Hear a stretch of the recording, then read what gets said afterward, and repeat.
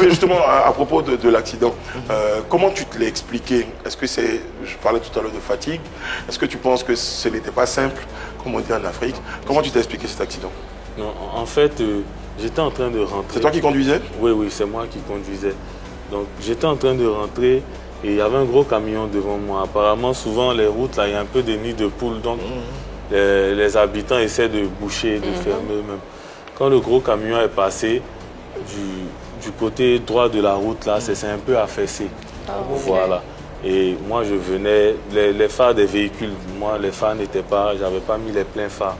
Donc, du coup, arrivé à mon tour, là, mon véhicule est rentré dans le trou. Du coup, j'accélère pour essayer de sortir. J'étais pas en plein. Je roulais doucement même. Nous tous, on sait qu'on a peur de gros camions quand c'est là. Et puis, donc, au fur et à mesure que j'essaie d'accélérer pour sortir, ça patinait. Ça patinait. Merci.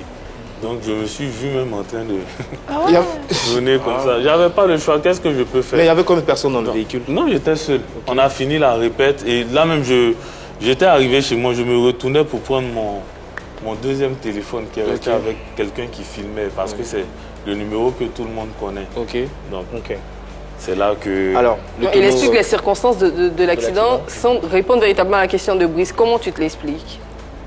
Bon, je suis en train de rouler, je suis dans un tour là-bas. Accident, c'est pas exprès. C'est naturel? Voilà. Bon, c'est la question qu'on veut te poser. Oui, tu as pensé que c'était naturel? Parce que je ne filais pas.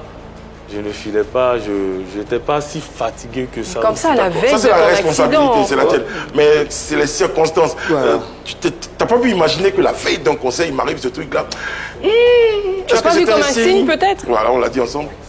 Ça peut arriver, hein. Ça peut arriver, mais je me dis que... J'ai une question pour terminer ce sujet-là. Tu es très proche de Aziz 47, par exemple. Quand il a appris l'accident, comment il a réagi? Qu'est-ce qu'il t'a dit? Non, on est toujours en contact, hein. Même le jour, on s'est appelé et tout. La veille même, on s'est appelé. Il t'a dit quoi? Ça va, fils, c'est simple? Non, il a dit continue de prier, quoi. Sois confiant que c'est la foi.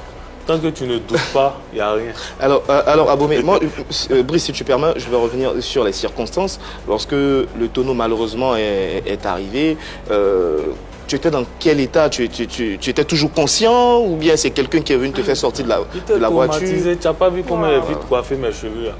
Ma tête a limé dans les trucs là-bas.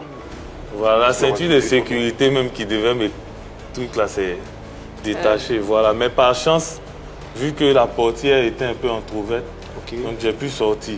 Et quand je sors là, il n'y avait personne.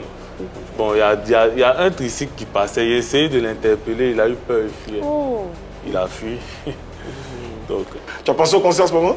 Mais bien sûr, je pense tout le temps au concert. Donc, quand je me touche là, je sais que ça va. J'essaie de bouger un peu les membres.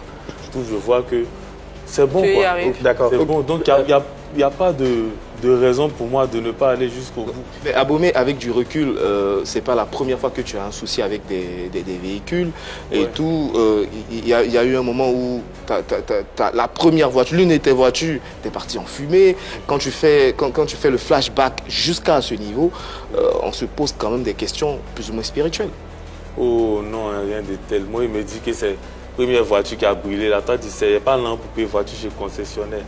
Ce sont des trucs en Afrique. Il n'y a rien. Dieu bénit. Dieu. Alors, c'est des détails, quoi. Moi, il y a certains éléments qui nous emmènent à penser à une prémonition. Avant l'accident, tu fais sortir quand je vais déjà. Tu fais sortir quand je vais déjà pour répondre justement au buzz et tout. Est-ce que justement tu n'as pas vu ça un peu plus en avance, que quelque chose allait arriver avant même que les gens commencent à avoir de la sympathie pour toi? Non, même pas. Je n'ai jamais cherché à plaire à qui que ce soit. Coïncidence malheureuse, quand je vais déjà et ensuite l'accident? Franchement, voilà, moi je vais faire sortir mes trucs. Comme j'étais en train de dire là, je fais sortir mes sons parce que je le sens. J'ai envie de le faire.